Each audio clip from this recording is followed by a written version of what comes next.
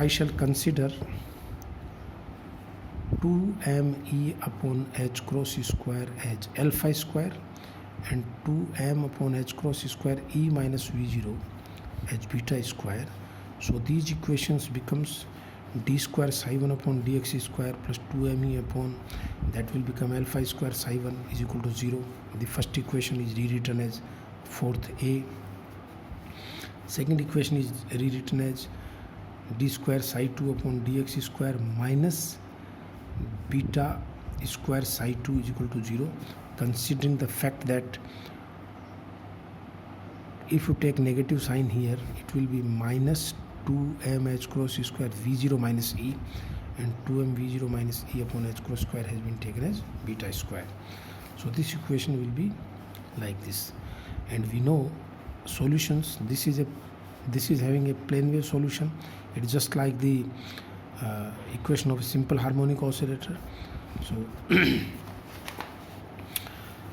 according to Bloch theorem, which we studied in the last lecture, the solution must be a Bloch function, that is because we are considering this to be a periodic potential. So this psi x must be of the type of e to the power iota kx ukx, and psi 1x will be then u1x e to the power iota kx, and psi 2x will be equal to u2x e to the power iota. These are the Bloch functions. So if I use this function here in this equation number 4a, I will get double differentiation. Now see, psi 1x, when I differentiate, I will get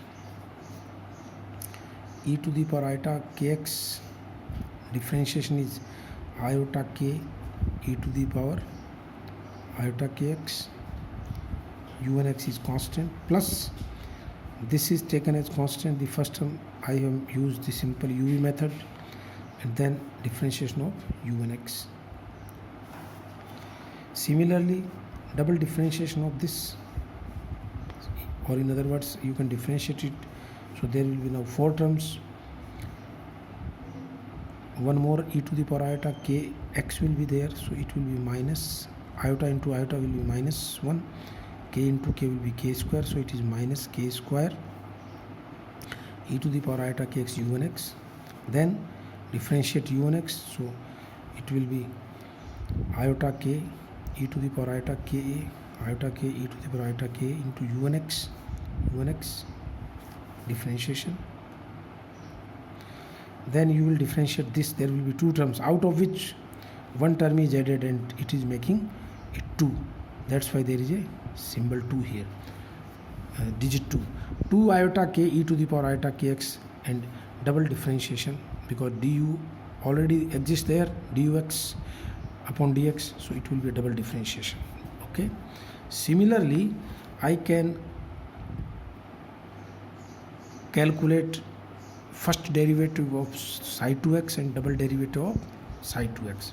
So d square psi 2x, d square psi 2 upon dx square will be very similar, minus k square e to the power iota kx, and so on. I am now substituting these values in these equations. So substituting these values from 5th A and 5th B into 4th A and 4th B. These are 5th A and 5th B, and I am substituting these here in 4th A. So you can see what will happen. Alpha square psi 1, this quantity will become, here it is alpha square. So d square u1x upon dx square plus 2 iota k du1 dx plus alpha square minus k square into u1x. From where does the k square appear? I tell you here. This is alpha square. If you multiply it with psi 1, it will be alpha square u1x e to the power iota kx, and then there is this u1x minus k square e to the power iota kx taken common, so it will be minus k square. That's why I have obtained alpha square minus k square.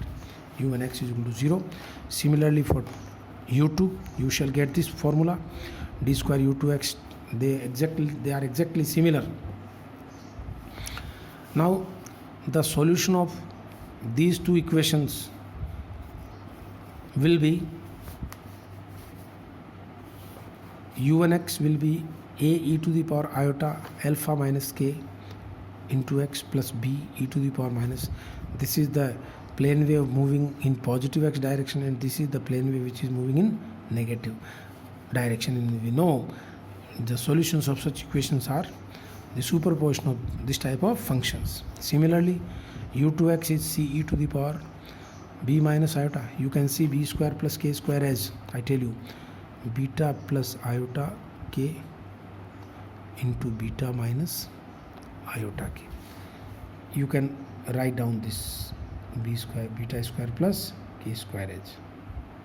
So it will be e to the power iota beta minus iota k plus d e to the power beta plus iota k. Sometimes iota is written as j also in several texts. Now use the boundary conditions that at x is equal to 0, these u1 and u2 must be same, and the moment I put x equal to 0, it will become a plus b, c plus d. So I shall get the boundary condition a plus b equals to c plus d. Remember, a, b, c, d, they are arbitrary constants. These are arbitrary constants. So I shall get a plus b equals to c plus d, and the next boundary condition is that differentiation of u1 and u2 must also be continuous. This dash represents differentiation of u1 and u2. So if I differentiate it, I shall get iota here, a is already there, alpha minus k, and then put x is equal to 0. So this term will become 1. So, and similar is the case of second term, minus iota b alpha plus beta is equal to c beta minus iota k and minus d. This is second equation. Manipulating it, you can obtain like this, a e to the power this.